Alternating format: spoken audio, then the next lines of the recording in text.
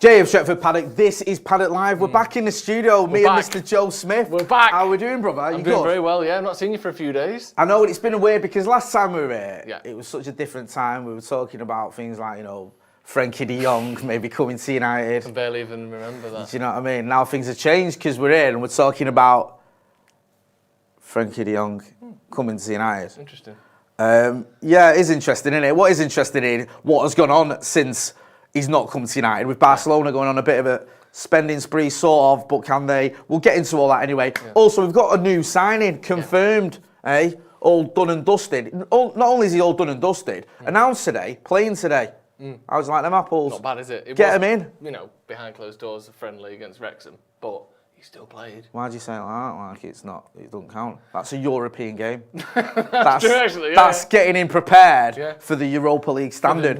Playing against one of Wales's top 10 teams. Yeah, do you know what I mean? Top 50. Yeah, exactly. Nothing else. Do you know what I mean? So yeah, we'll get into that. Also, we'll have a look at any other transfer rumours, the Antony and all that sort of stuff. We've got all to, you know, to talk about that as well. Make sure you are getting involved in the comments, hitting like, hitting share, and subscribing to the channel. If you're not doing already, make sure you are subscribing to the channel.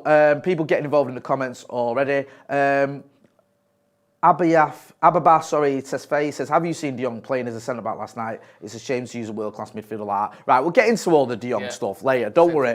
Do get involved in the comments, and we'll talk about what's going on with Barcelona. You're going to do a bit of a deep dive for us, aren't you? Yeah, we've got, like, I mean, all of this information has been sort of leaked out over the last few weeks, but with the signing of Lewandowski, and I think Koundé's been basically here we go today. Yeah. We'll have a little look at, like, the money that they owe certain people, and not just that, because a lot of people know about the debt, but why it might be a struggle to even register these players. You know, some of these players have signed for the club, but are yet to be registered with La Liga because of wage caps and those sorts of things that are going on in order to get these players in. They may have to sell De Jong, and we'll sort of have a look a bit at that as well, because I think it's one of those things that it's worth knowing the full picture that's going on there, because all these levers being pulled aren't necessarily good for Barcelona long term.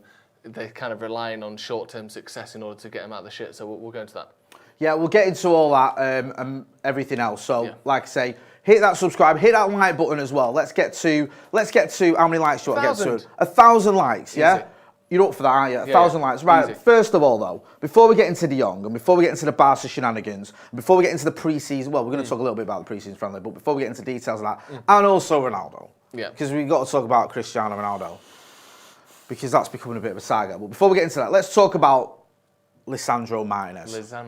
Because this geezer here. You're covering him up, Chase. Sorry, am I in the way of the beautiful man that is? He is a good-looking lad, isn't he? That's his actual size. Is that? Every time he gets reported, he's smaller and smaller. Do you know when we first started, he was 5'9"? I saw someone saying he was 4'6" the other day. He's only got a tiny little head, hasn't he? Tiny head. And little ears and that. Little ears. But he's got a lovely smile. And you know what he's got more than anything? Big heart. A big heart. Big heart. It's a birth defect. It's actually a grave concern. Really? No, that's not true.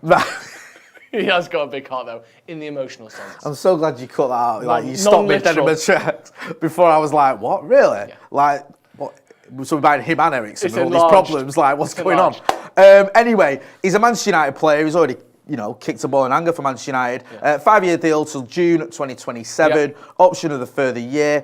Martin has said, it's an honour to join this great football club. I've worked so hard to get to this moment, and now that I'm here, I'm going to push myself even further. I mean, you know, making the right noises, looks the business.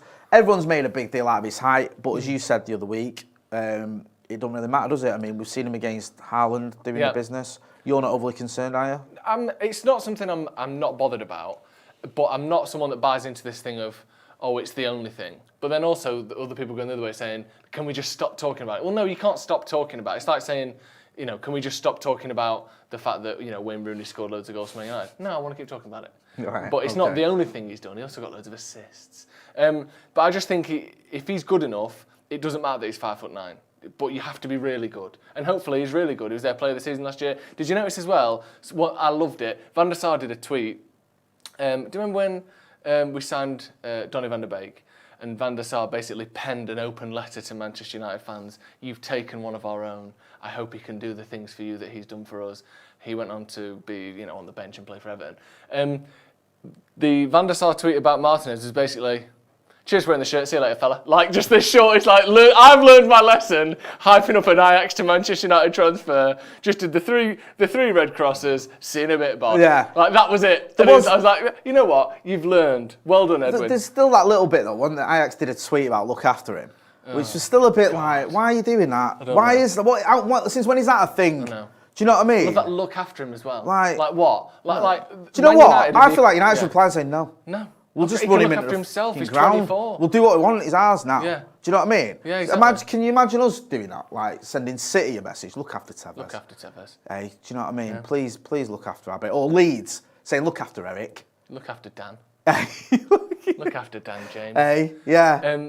Yeah, it's mad. And United aren't a team that looks after anything. I think we're the IKEA creche of like looking after kids. I think in world football, awful. We've been the worst team in looking after players in terms of their progression ever in recent years. Yeah. Not ever over history, but in the last 10 years, I don't think we've received any player and made them better. And do you know what is a testament to that? Go on. We've made profit on 2 players. You were doing this little quiz in Well, there's 2 points I want to make. First of all, the only 2 players who made profit on are Dan James and Daley Blind, I think. Since when? Since Ferguson left. That's disgusting. It's disgusting. The second thing is, we were looking at Manchester United's top 10 sales ever. Yeah. Right, number 1, Ronaldo, 80 million. Number 2, I think it was Lukaku, 75 with add-ons. Yeah. Di Maria, 55, whatever. Number 4 is Dan James at 25 million. No. Number 7, 8 and 9, number 6, 7 and 8 are Schneiderlin, 24 million, Memphis, 16 million, and Welbeck, 14 million. In the history of Manchester United, I think we've sold 5 players for 20 million or more. City have sold 3 for that this summer. This year, sorry, including Ferran Torres. Yeah. And we'll get to that Torres deal in a bit because we're talking about some of the money that Barcelona owes everyone. Into the stuff spending you're talking about. 55 plus 10 million euro add-ons for a player that couldn't get into City's team when they bought him for 20 million quid 2 years earlier isn't great business. But yeah, United are just terrible at selling players. We're terrible at making a profit on players. So when you talk about, look after him, we're not going to look after him. But if he's good, he'll make us better. Yeah. We're not going to make him better. What do you think he's going to bring to this United team, then? I mean, he said it himself about he's a fighter and all that. My only worry with that is, do you know what? When you're a fighter, it's like I like that, and we have missed fires. Yeah. Do you know what I mean? Like we've got a team full of we had a team who just didn't want to know. Yeah. When it came down to a bit of a scrap, bit of fighting and that, none of them wanted to know. I always go back to the Liverpool game at Old Trafford. Ronaldo kicks that ball at Curtis Jones. Everyone surrounds him. Konate, Van Dijk, Trent Alexander-Arnold, I think Robertson, all the usual suspects. Fred and Bruno are the only ones who want to get involved. You want someone who's going to stand up for his teammates. And the thing is, the other problem with that is United do have a fighter, and he does play at centre-back, and he's called Eric Bailly, but he's injured. And did you see that video of him just smashing through Rashford in training the other day? Yeah. I think sometimes a fighter needs to know when he's, sparring and fighting training, and when he's actually fighting. Me and you were talking about this, and Harry Maguire got to 100 appearances. Yeah. I think in 3.5 seasons less than it took Eric Bailly to get Harry Maguire got there in 2 seasons. Yeah, Eric Bailly took him 5 or whatever. Yeah. I mean, you can't rely on him. No. He's great box office, and I think that if he was fully fit, he'd play every game. I think if he was someone who could stay fit, I think he'd be first choice, Eric Bailly. Yeah. But he doesn't. He does get injured all the time. He isn't reliable enough, and you can see the qualities he's got. Yeah. I mean, me and you were at the Liverpool game pre-season, and I know it's only a friendly, but he was everywhere, and that run he went on was amazing. But you just can't rely on the kid. No. You can't. He's always injured. Hopefully, this guy, I think he's played 177 games in total for his club. Argentinian international, which means we get to do our chant again. I'm looking forward to seeing him. He looks class as well. He looks like he's really good on the ball. Yeah. Because the whole thing about being a fighter, that's all well and good, but passion is, you can get some hard lad from down the road to play for Man United. Brandon Williams has got passion. Yeah. He has, and I like Brandon Williams, but he's probably not the levels we need, unfortunately. No. This kid is class on the ball. And that thing of last season, we got to the point where people were saying, well, at least they tried hard. At least they played, at least they played for the shirt, at least they wanted to be there. But that's the minimum requirement. So, I like that he's got these characteristics, but he obviously needs to be a very good player on top of that, and he looks like he probably is. Matthew Sargent has been a member of the Academy for 21 months, says, jumping the gun here maybe, but I'm getting really annoyed with Ronaldo. Just go marry the Champions League if you love it so much, you dork. Yeah, we're going to get into Ronaldo a little bit later. It looks like it might have sort of, I don't know, is it backfired? It's become a bit of a drama anyway. I don't want to sort of jump the gun on that one. We will talk about, should we move on to Frenkie de Jong? Yes. Because you love this guy, don't you? You love talking about him. I love talking about him. It's quite a lot of information there, but you can get through all There right, is a lot. De Jong has reportedly told his teammates he has no plans to leave Barcelona this summer. That doesn't mean anything. No. We'll get into why in a minute. Yeah, the ex-Ajax midfielder is thought to have snubbed the chance to reunite with his former manager Erik ten Hag at Old Trafford in favour of staying put at the Camp Nou. A fee between the two clubs has actually been agreed for quite some time, but De Jong's desire to stay at Barcelona is an obvious obstacle to ten Hag's transfer plans. And yet, Jay, we've got reliable journalists coming out and saying we wouldn't have got to the point of making this deal, of having an €85 million deal agreed, if we thought De Jong didn't want to join us. There's obviously an element, if not maybe the entire story is, he wants his money from Barcelona and he's not letting them know he wants to leave until then. Because if he comes out and says, I really want to leave, I'm desperate to go, they'll go, well, just take a pay cut. Just don't, you know. Whereas if he says, no, I'm staying, so you have to pay me either way, they're desperate to get him out. They might just say, right, have this money, but you've got to go.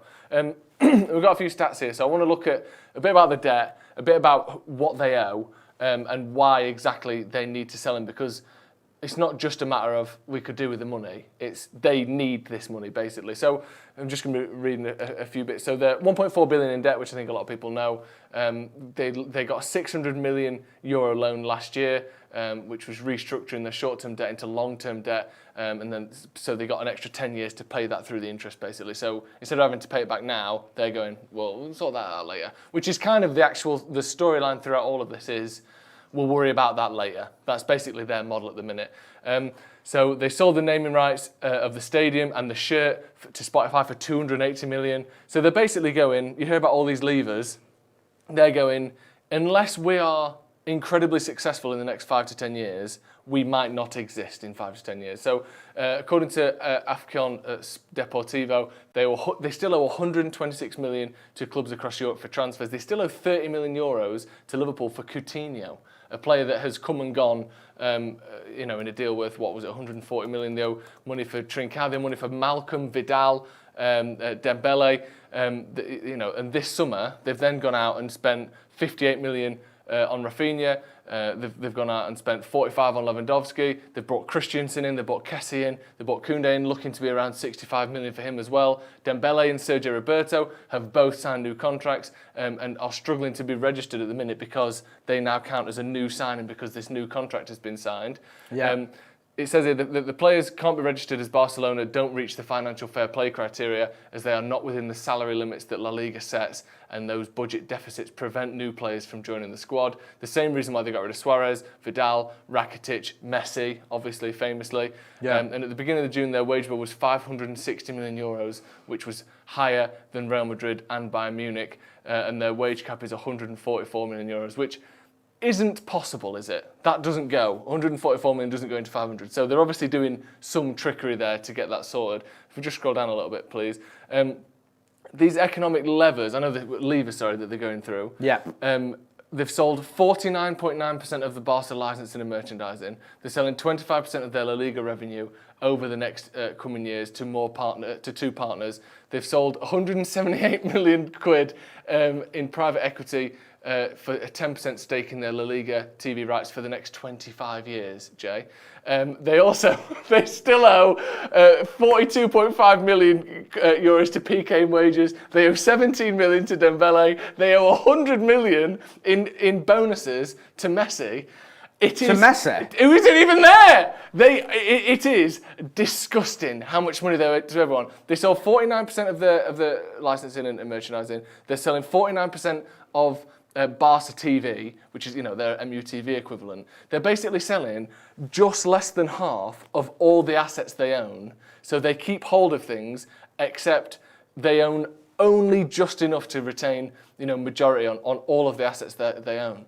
They are literally bleeding the club dry in order to get these players over the line. They have to sell Frenkie de Jong. I don't even think it's an option for them. He's one of the few players in that squad that is of an age that's valuable, of a quality that's valuable, and has still got time left on his contract. they are so desperate to get rid of him, it's not funny. I agree. Sorry for all that. No, don't apologise. It needed to be said. I get what you're saying, but is there not an element here of they're so screwed that does it even make any difference? Yes, because some of it isn't up to them. The stuff that is up to them, they're willing to just be like, we'll sell you car park. Yeah. We'll sell you, all the gas, what comes in Nou Camp? Yeah. We'll sell you that gas. Right. They'll sell anything. Yeah. But La Liga go to them and say, no, you can't. Like, that was the thing with Messi. La Liga came up to them and just said, you can't register him. Yeah. He cannot sign a new contract for £1 million a week like you want to give him. He can't even sign one for free. Because you need to lose money, not just not add more. Yeah. So that's why I think if it was up to them, they'd just go throw it on. What do I owe you, barkeep? I mean, even by United standards, this club. This is worse than United. This is worse. This is like worse than Everton. Yeah, because at least the thing with United is we owe money, but we owe a bank money and we pay them back in a way that they are happy with. Yeah. Right, which is a shit way to run a football club. Yeah. No one wants it, etc., etc. This is like, the sand is falling through their fingers here. Yeah. And they're struggling they're like selling everything. At least it's not, the fucking Weatherspoons Old Trafford.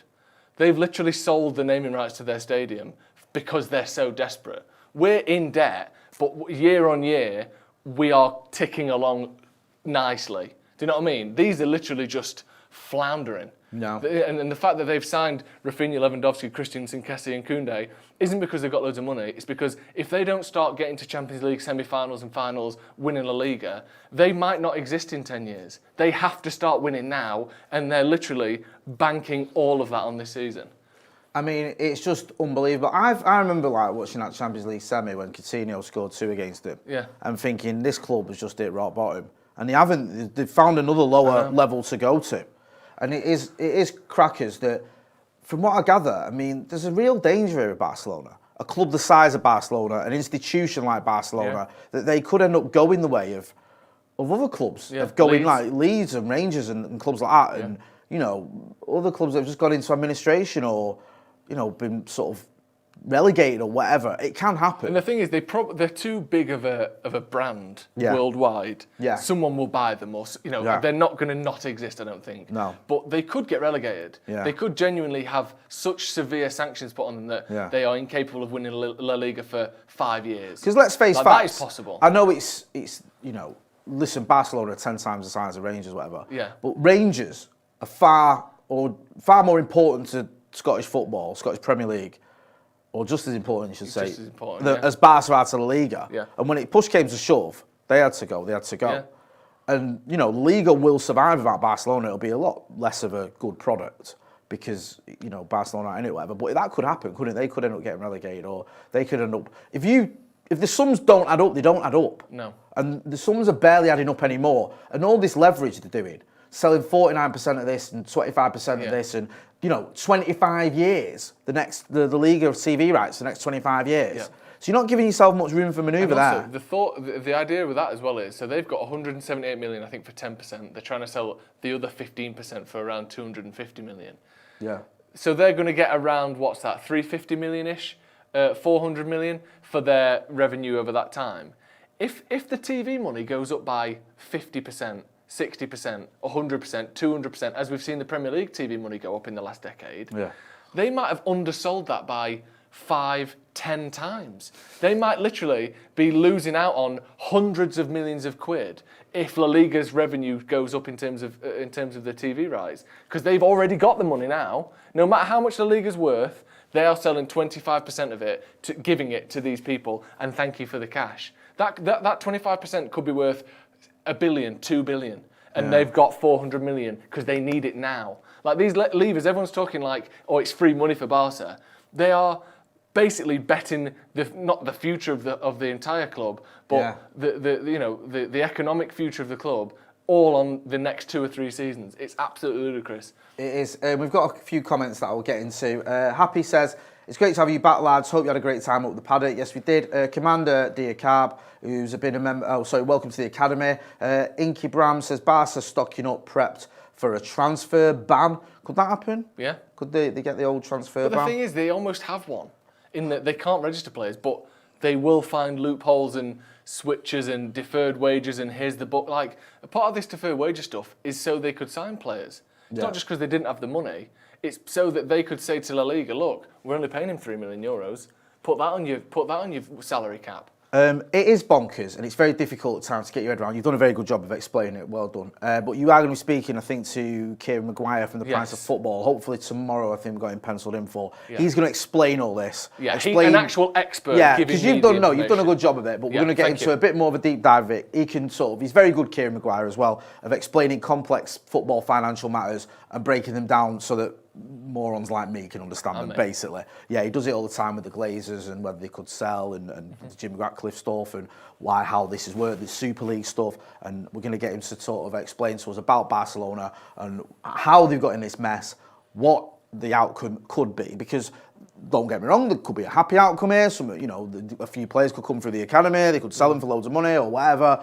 Or this could be heading towards just catastrophe. Yeah. We'll have to wait and see. And in the meantime, United are going through an absolute transfer saga because of it. Because he can't now come out and say, yeah, I want to leave, because then they've got their wishes. And on that, we've got the Last Fan Standing podcast with BetVictor. We've got Boovie, the City fan, telling us how we should do transfers like they've got any money of their own. Anyway, check this out. It's embarrassing. It's as simple as that. I think the fact that the transfer business has been so bad that Martinez is now the new Cannavaro for Man United fans. They think he's Baresi. They think he's Maldini. This guy is a bang average defender at the moment. He's played in a bang average league. He might turn out good, who knows? But he needs 5, 6, 7 world-class players around him in the Ten Hag system to work.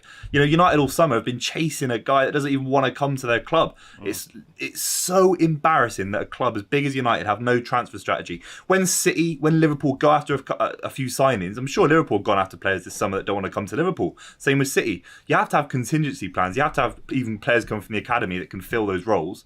United have got no one. They're putting the whole transfer strategy on Frenkie de Jong, a kid who doesn't even want to come to Manchester. He's got no intention of joining United unless he gets forced to.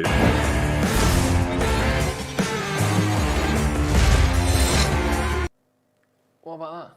So you should just play youth players like City do, and also like United have never looked away from a player because they said he didn't want to come. Look at Jurrien Timber this summer. We went after him. He didn't want to join. We moved on. It's not. That's why I think Frenkie de Jong must want to join Man United, because we're not so stupid, surely, to go after a player that is genuinely, doing anything he can to stay at Barcelona.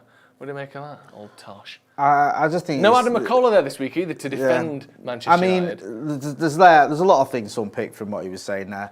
This whole thing of him explaining the Ten Hag system, you need you need 5 or 6 or 7 players, world-class players, which When's is he ever had that? Nonsense. Also, I think City fans have got a very short memory. Do they think that when Robinho sat there saying, I'm glad that Chelsea came in for me, and his press conference for City, that he was a die-hard City fan that had pictures of David Brightwell on his wall? Did they think Yaya Toure left winning the Champions League at Barcelona to come to City because he'd always been a big admirer of Georgie Kinkladze? No, these were players that they waited for, convinced to come, and then came to their club, and their club has never been remotely the size of Manchester United. If you leave Barcelona, there's probably about 4 clubs you can go to that are of a similar stature. Real Madrid, Bayern Munich, Juve and United. That's it. So there's every chance that Frenkie de Jong could still come to Manchester United. And one of the reasons that I still think he could do is Jurrien Timber said he wouldn't come at United. So we walked away.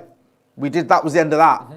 Frenkie de Jong, it's still ongoing. Now, Erik ten Hag knows his play. They can speak to each other. They've got mutual people they can speak to. The agent's there. If it was open and shut, I'm not moving, it's not happening, I've got no interest in coming to Manchester United, we would have walked away from it. The reason that we haven't makes me think that there's still something there. The issue is the £17 million elephant in the room that he's still owed. And whilst clubs like Manchester City have no concepts of financial fair play and things like that, and well, they were literally found guilty of breaking the rules. It's just because they complained that the way the evidence was handled was the reason that they got emails that thrown out. And all that. So, they've been fined more than any club in Premier League history for their financial, machinations. So I do take it with a little bit of a pinch of salt.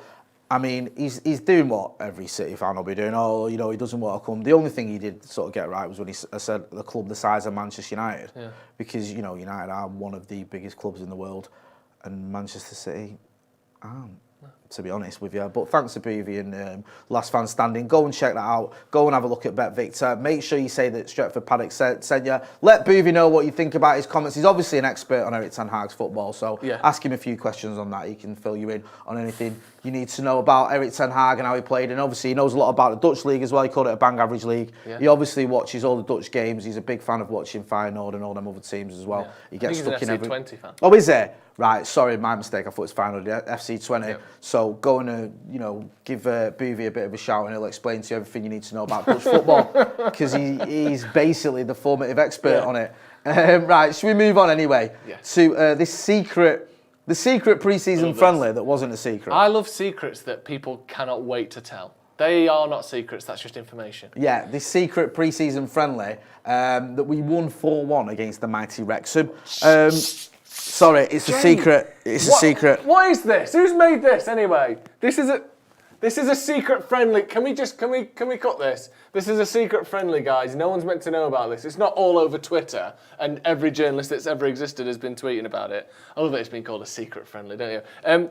United won 4-1. Thoughts? No, I mean it's good to see the youngsters getting a chance as well.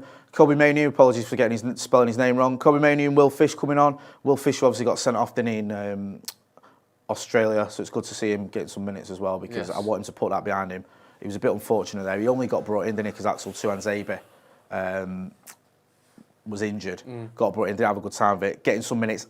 Alejandro Garnacho as well as another one who didn't get any minutes when we were on the tour. Weird that. There was sort of people putting two and two together and thought that maybe there was some discipline issues there because there was that footage of him being late on the bus and people going... And there was reports in newspapers, wasn't there, saying that one United player didn't play in games he was meant to because he turned up late for things. Yeah, so people were saying, who knows? Was that Garnacho? I don't know, but either way, you can put all that stuff behind you. Put it behind you, Jay. Don't even think about it. Yes, okay. I thought you were Ronaldo was in the stands with Bruno and Rashford watching the game. You know what, Ronaldo... We'll get on to Ronaldo in literally just a second. Yeah. He scored a free kick, the big boy. Does he take free kicks next season? No. Who does? Bruno. Right, okay. Or him. Right, which one is it? Huh? It's 25-yard free kick, perfect free kick for anyone. Centre of the goal, who's taking it? What are you asking me? Ericsson or Bruno for the free kick? It's one of the players that we've got. I'd go Bruno, mate. Would you? Yeah. I would as well. Yes. It's Do you know what I mean? Come on, man. In the FA Cup. Yeah. He's never scored a free kick for United except that one. Yeah, exactly. You know what I mean? And, you know, I'd give it Rashford. Would you? Yeah. If it was the 1 in 300 he scores, that free kick against Chelsea. That's one of the best. That's probably the best free kick I've seen. It is up there with Roberto Carlos. It's one of the best free kicks I've ever seen. Yeah. That free kick, quality-wise, is as good as Ronaldo versus Portsmouth. It's the same technique, but further out, Jay. Yeah. I think you're right. Therefore, adding difficulty. Do you know what I mean? Do you know when you watch the diving at Olympic level? Yeah. You don't quite need the exact execution if the difficulty is higher. Yeah. That's what Rashford did with that one. Well, I can't argue with any of that. Bruno's got to take it. Yeah. Clayton M, who's been a member of the first team 25 months, says this is just like betting with a bookie across town to pay the one next door, but you lost to both and now you're trying to find a third. Robert Wilhelm says, even if De Jong wants to come, the situation makes this whole saga almost not worth it. We need more players in, especially with the World Cup happening. Yeah, still talking about the De Jong stuff there. Yeah. Make sure you hit that like button. I mean, these behind closed doors friendlies, they're all well and good, just mainly fitness things, aren't they? We've got Atletico obviously at the weekend. We've also got the Rayo Vallecano. There you go. We've got that one at Old Trafford on the Sunday. It's a Saturday, Sunday. Obviously, you know, two different teams playing in that one. So game's coming thick and fast. Good to see the youngsters getting a run out and the new signings as well. And yeah, getting on the score sheet. It's always nice to score in it for your new club. It is. This bit here, Ronaldo and Bruno in the stands. Should we talk about Cristiano Ronaldo? Because go on. Crunch talks, you know, etc. Crunch talks, yeah? Interrogations. Right. Yeah. We will get to the bottom of this okay? Have taken place today. Yeah. Fergie was there. Not that guy. That was yesterday. They're all there, Jay, right? Cristiano Ronaldo has come in, he's chatted to everyone, he's gone, I'm still going home. Right. I'm still not playing for Manchester United next season. But no one wants him. Thoughts? I mean, Look at this. Look at this. He still wants to leave. It's sad, isn't it?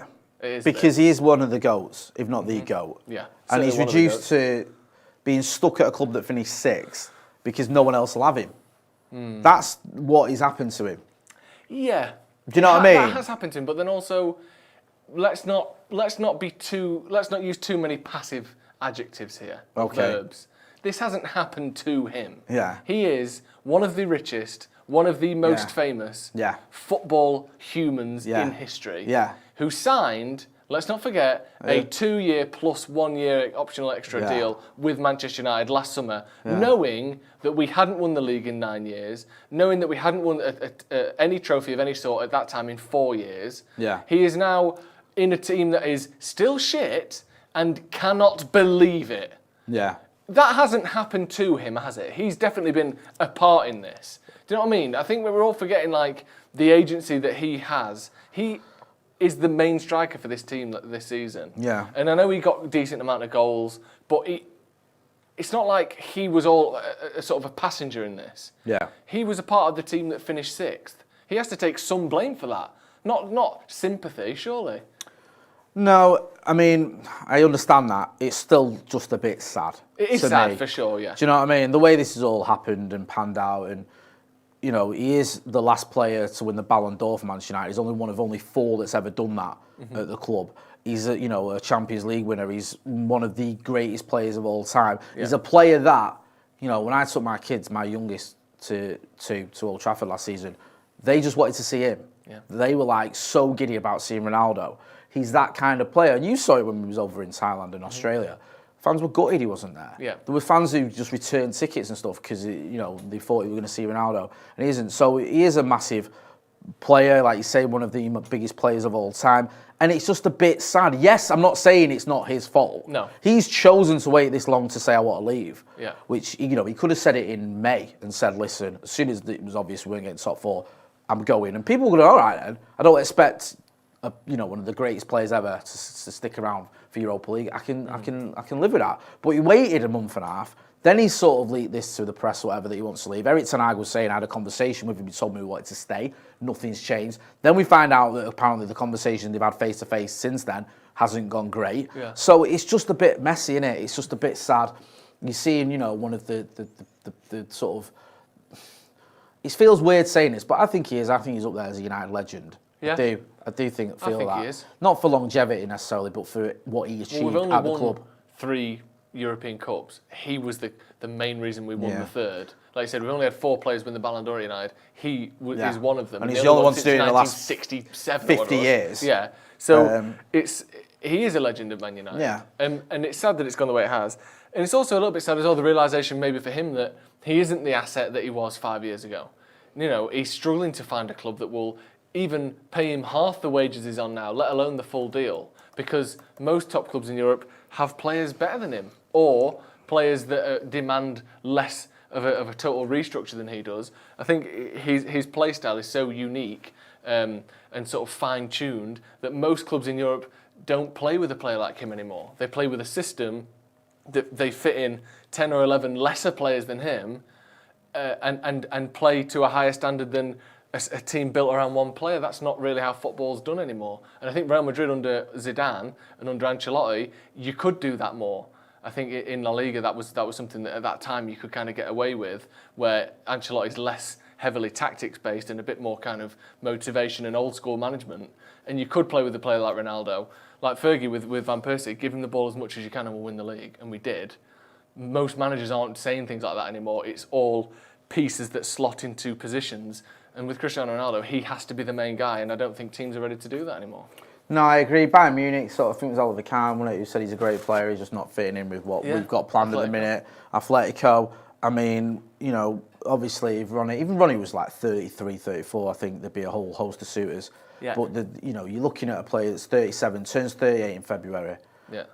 Obviously, even if with a pay cut is, like you say, massive wages, he becomes the focal point. He goes into most clubs and he's almost bigger than the club. Yeah. Do you know what I mean? It's no longer you go at Atletico Madrid, it's Ronaldo's Madrid. Do you know what I mean? And you can understand why a lot of clubs and managers are like, stuff's not worth it. The amount of pain he's caused Atletico Madrid fans in the last decade. Yeah. Literally knocked him out of, 3 Champions Leagues? 2 finals? Yeah. Or 1 final, certainly. A semi-final. He scored the hat-trick against them for Juve. Like, he's not... So, we saw the We Don't Want Ronaldo sign at the Atletico game today. Like, they don't want him. Do you know what, though?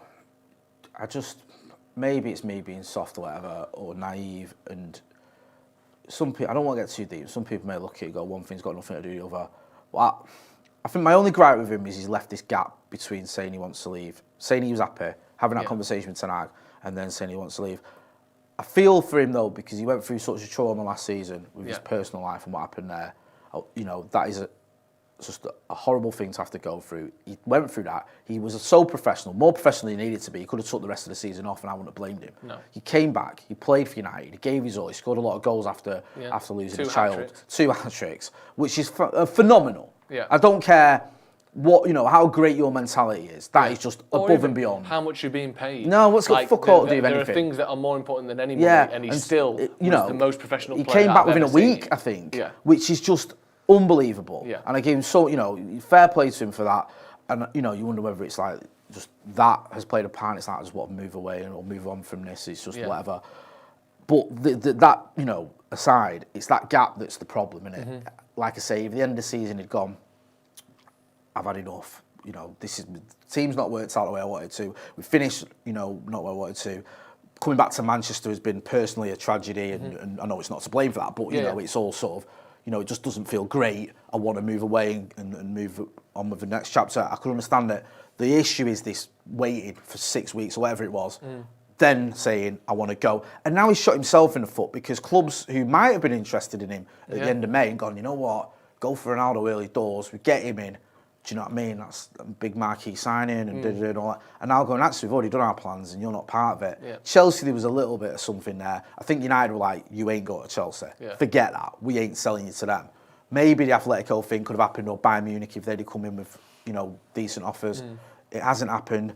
And you've just got this, 1,000 goal elephant in the room. And the other problem with him as well is he hasn't had a pre-season. He hasn't played under Ten Hag at all. He hasn't trained under Ten Hag at all. Well, what's the date? The 28th of July? 27th of July? Yeah. We're 2 weeks away from the start of the season, and he hasn't touched a ball with Ten Hag's methods. He hasn't had one, training session, the video analysis, all of the things to learn this new style. He doesn't know any of it. Yeah. He's meant to learn that on the fly ahead of Martial, who's been playing well. It's just a strange situation where he's either going to be on the bench or without the requisite knowledge to play this new system. How is this going to work next season? My worry is that the inevitable disruption this will cause will be too much for what is still a very fragile Man United squad. There's a bit of momentum, there's a bit of uplift and a bit of positivity with the new style, the performances in pre-season. You put a sulking, underprepared, underfit Cristiano Ronaldo into that mix, that might be enough to just set the whole thing on fire again. So I don't know. Part of me respects Ten Hag for saying you're under contract, you stay in. The other part of me just thinks just get rid and move on. But where are we going to sell him to? Just going to be a free agent and not play for anyone? No one wants him. It's so weird, that, isn't it? So weird. One of the greatest players of all time, who's, let's not forget, had a decent season. He's still a good player. If he'd have scored 2 goals last season, you go, okay, he's better than any striker Chelsea have got. Yeah, he scored 20 odd goals, whatever, 18, whatever it is in the Premier League. I forget the exact figures, but decent figures. Ian, going back to the City thing, said City going after Kaká turned out well, didn't it? King JMK says Glazers out. Yep. BC says put him on reserve. Simple as that.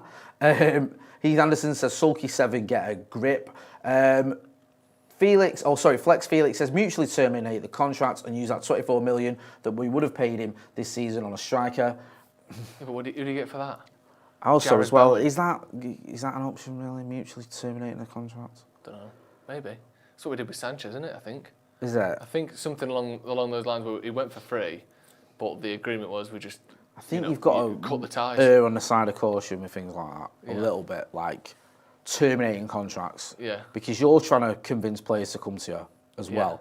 And if you start just terminating players' contracts, especially someone like Ronaldo. Players might look at it and go, I ain't going to United. They're fucking shambles. Players who go through a couple of months of bad form will go, terminate this for a yeah. year. Like, I just think it's set. Yeah, it does set a bad precedent, and I think that should be your last resort. Terminating someone's contract.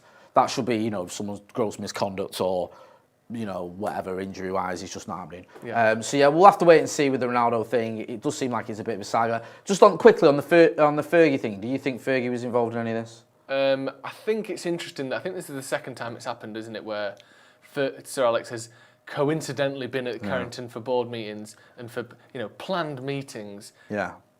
Also on the day where, what was the other one? It might have been even Ronaldo last season. Yeah. Who was it where he was in? He was in anyway. Don't worry about that. He was already coming in. It just so happens to be on the day that Cristiano Ronaldo, who is one of his sort of like a father-son relationship, is back in for the first time since saying he wants to leave. I think that was obviously. Do you reckon? Definitely. I didn't see. I was the other way around. Yeah. I just feel every time I wouldn't have that. But is it up to him?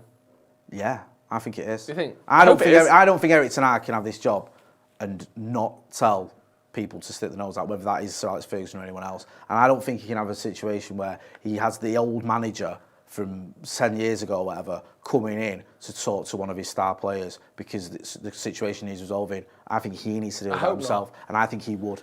I think Eric Ten Hag would be like, "Nah, that's not happening. I'll deal with this." I might be wrong. I don't know. I think that because, yes, I understand what you're saying about it's a bit of coincidence, but Brian Robson and a few others were there. I don't think they got Brian Robson in to talk to Ronaldo. Do you know what I mean? Yeah. Robbo, go and tell him about going on all the times you and Norman Whiteside had down in Sands in Stretford. That'll convince him to stay. Do you know what I mean? Come on, have a word. I don't know though. It is intriguing, but I don't think it's one of those. Should we talk about our Antony? Yeah. Not Martial, the other Antony, who's got no surname. Ajax have raised the price tag for Antony from 80 million euros to 100 million Again. Euros. Right, okay. It was 40 million euros at the start of this transfer window, Jay. Yeah. And then nothing happens, and they go, 60. And then a further 4 weeks of nothing happens, and they go, sorry, did I say 60? 80. Yeah. They only raised it to 80 from 60 a week ago. Yeah. How has it gone up again? You can see here. I mean, it's understood that Antony's agent has already held talks with Ajax and has attempted to persuade the club to lower their valuation. Yeah, I mean, Mike Vuigi's quite reliable, isn't he? But this just seems... I mean, they might be having a word with him now, Ajax. I think they are. I think they're saying, just throw another 20 million on it. Like, because I think they're probably thinking, he's probably worth about 45 million euros. Like, he's done pretty well in a 8 goals and 4 assists last season. You can't be getting 100 million euros. That's just in the league, isn't it? Yeah, in the league though. I mean, it's decent, but it's like for 100 million euros. That's Dan James' first season at United. I think Darwin Núñez was a bit overpriced at 100 million euros, and he was a goal a game. Yeah. I know he's a striker, and this kid's a winger, but you can't be asking for that for someone who's had 2 decent seasons. He's not worth 80. No, so what he's not, man. I almost don't believe this. I think this is someone having a laugh at Ajax, going, I think just say he's not for sale. Stop saying we want 100. Well, you're not. Well, you can say his price tag's 500 million. Doesn't mean someone's going to pay it. Yeah. Like a player's value is what someone is willing to pay. So if they're saying he's worth 100 million euros, doesn't mean he's worth that. No. It means you just aren't going to sell him. So he's actually worth 0 this window because no one in their right mind would spend 100 million euros on him. Cut to Manchester United not being in their right mind, spending 100 million euros on him, Jay. Do you think we'll do it? No chance, surely. No. Again, I hate to, put these words out there. Surely we're not that mad. Famous last words, our kid. We're not signing for that. Said Ahmed says, no more Ronaldo, he has to go. Gaza7 UK says, look deeper, the reason he's not for sale, merch. Rick Wales says, enjoying a steak bake. Cheers, Ethan. Slopper to slopper. What's that nonsense he's talking about there? Is that one of your lot? Yeah, Sloppy Joe's, mate. 9 out of 10 club steak bake. Sloppy Joe's, check out yesterday's episode. Anyway, should we talk about Denzel Dumfries, Jay? We can. Just quickly on Antony as well. Sam Z says, Ajax are telling us in no uncertain terms to F off on Antony. Pepsi Gardenia says, forget Antony. He looks like he's in pain in that picture. Fair enough. Right, let's talk about Denzel Dumfries, which is one of the best names, I think, of any footballer. It's a lovely name. Dumfries sounds... It's like a sort of quite a chubby word, isn't it? Dumfries. Yeah. Dumfries, I reckon you could say, like, if I said to you, look at Got some Dumfries on you. Yeah. That's something that's plumped, isn't it? I always just think of Scotland. Dumfries, is that place in Scotland? Oh, yeah, that too. Yeah. Oh, is it? Yeah. And obviously Denzel, the great actor. Yeah, Denzel Washington. Not my favourite actor, though. Who's your favourite actor? The great Sidney Poitier. Is it? Wow, very nice. United reportedly still interested in Inter Milan defender Denzel Dumfries. United are one of the clubs who are monitoring the situation of the 26-year-old. But it also says the outlet claims Inter Milan have set a price of 40 million to let Dumfries go. And the interest from Premier League clubs in Dumfries seems to consider genuine by the Nerazzurri because they're said to already be looking for a replacement. So they're willing to let him go. 40 million euros. I mean, are we buying a third defender under Erik ten Hag? I doubt it. This is according to Calcio Mercato, by the way. Oh, is it? Right, I was wondering what the outlet was. I just don't think he's good enough. I think he's a decent player. I don't know a lot about him. Again, I've not watched 50 games of his career. I've seen between 5 and 10 games of him playing. I think he's a good player. He's got some good attributes. I don't think he's up to the standard of, we're competing with the likes of Cancelo and Alexander-Arnold and Reece James here with our fullbacks. I just don't think he's at that standard. And I think for the sake of saving 40 million euros, which again is a fee that has doubled this transfer window. There was talk of like 26 million at the start of the window. Euros? Yeah. How has he gone up to 40 million euros? I just don't think he's worth it. I think he's probably better than Alex Telles, but he's a player of, I think, a similar kind of standing across Europe. We paid 12 million for Telles and he wasn't good enough. Again, they're not the same player. They're very different in their styles. But I just think... And this is a right back, yeah? He's a right back. A 26-year-old who is a good right back, but isn't a great right back. We don't need to spend 40 million on him. I just don't think that's good value for money whatsoever. Fair enough. I kind of agree with all that, to be honest with you. I don't know a lot about him.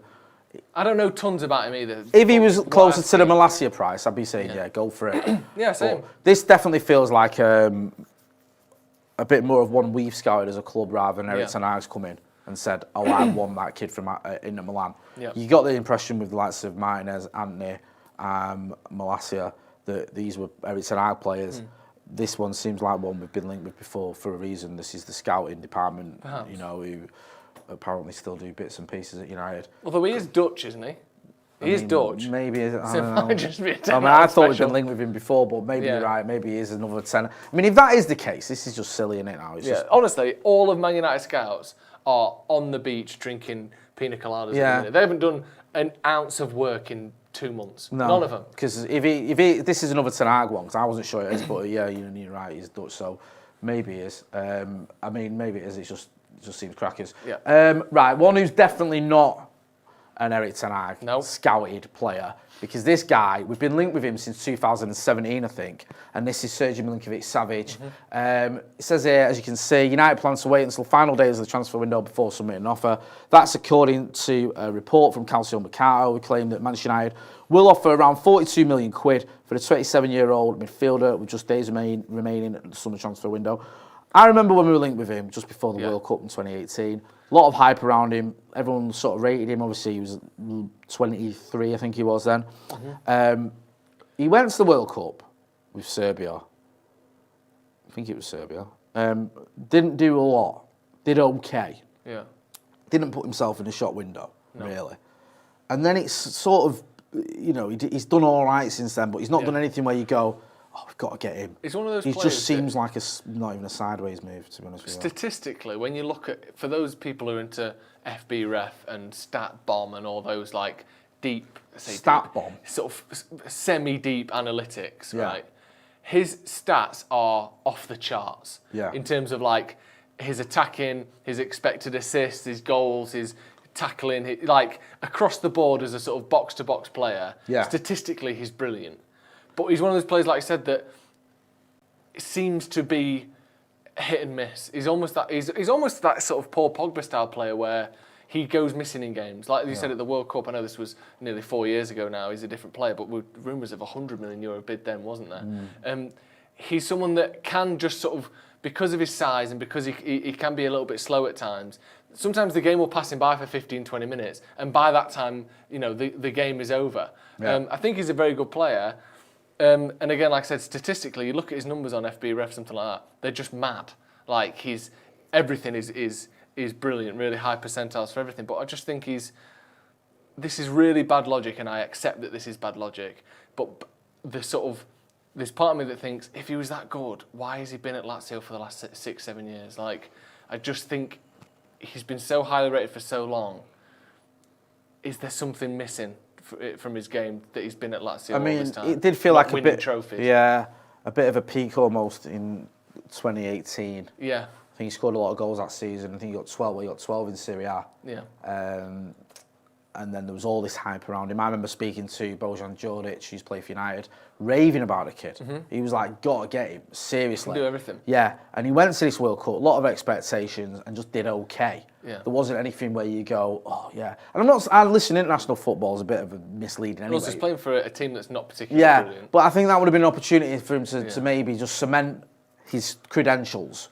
Yeah. And then he doesn't, and then he comes back and he has an okay season, and then he has another okay, and you just feel like, was that like the Paulo Dybala in 2019 sort of zenith of where it was going to happen, and since then it's just declined. Yeah. And so now we're at the point where you're going, oh well, I mean this is obviously, we don't get De Jong, we go with it, and he's a different type of player, but not a million miles away. So is it like, we don't get De Jong, so we go for him? Yeah. Maybe, because it says final days, doesn't it? Mm-hmm. What do you reckon? Do you reckon it could Maybe. happen? I think we should have some backup options. I know there's been reports that it's De Jong or no one. Yeah. But I do, my worry with that is, someone like Jadon Sancho was a player that we always felt like he would be available at some point. It was the fee that was the sticking point. They wanted 130 million euros, so we said, you know what, we'll wait for a year, and then we got him the next year for 75 million. De Jong, the situation isn't that we can't afford him, or that there's a sticking point with the fee or anything like that. He just doesn't want to leave, and he's got 4 years left on his contract, or 3 years left on his contract. I don't know if we don't get De Jong this summer, I'm not sure we'll ever get him. So we could do with a backup, because I don't think waiting a year is going to make the De Jong situation much different. Like, Barcelona will be just as desperate to sell him, he'll be just as desperate to stay. I think we should have a backup option if De Jong doesn't work out. No, I agree. We definitely need a backup option because, listen, Martinez, good player. Malacia seems like a bit of a snip. Eriksen, we know what he's capable of. But let's not kid ourselves here. Yeah. We weren't sat here, me and you, 2 months ago going, we've got to get Eriksen, Malacia or Martinez. No. Those weren't the players on our list. No. They weren't. And those weren't the players we said we needed to get challenging at the top again. Now, I'm not saying they're not good players and we shouldn't have signed them. We should have.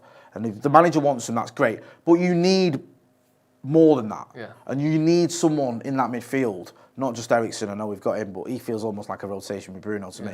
You need someone in there. Also, like I keep saying this, but if nothing else, we've lost Matic, we've lost Pogba, we've lost Mata, we've lost Lingard, and I know Mata and Lingard play slightly further up, but these are players in those midfield positions that no longer play for Manchester United. Do you feel we're stronger now or weaker than we were?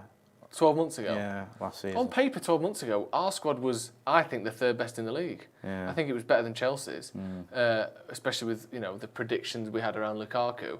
And then obviously that just crumbled, and all the players that looked brilliant, like Rashford and Maguire and Shaw, had their worst seasons ever. Cavani, worst season ever. Like, Greenwood out of the squad. Like, it all fell apart. But I think the squad looked brilliant last season. I think our squad is worse now than it was 12 months ago, yeah? Yeah, I agree. Paul Woolley says, guys, what about Williams, right back, sell Aaron Wan-Bissaka? The noises we're hearing are that Brandon Williams is going to be going, and he's not gone already, has he? I don't think so. There's rumours that will happen very soon. I like Brandon Williams. I'd like to see him go out on loan or be given a chance.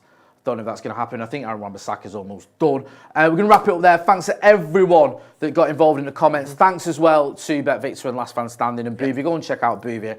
Give him a bit of good-natured grief for his just idiotic rantings. Link in the description. There's a link in the description for that. Yeah. Let him know that Stretford Paddock sent you.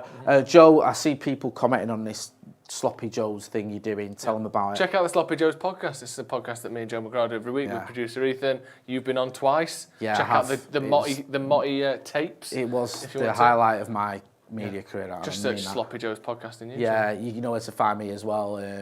Jay Motti on the socials. We'll be back. You're on the news tomorrow, aren't you? Yes. You're on the news 10:30 live here in the studio. We're also going to have that interview with Kieran Maguire hopefully tomorrow afternoon, so he can explain Barcelona, all their financial skullduggery and what it could lead to, and what it means as well in terms of Frenkie de Jong. You're going to get a football finance expert, just break this down for us and just say, listen, this is how you get him, this is whether you're going to get him, and this is why it's becoming such a drama. So we'll have all that good stuff tomorrow. Make sure you're checking that out. This has been Transfers Live. Thanks for watching.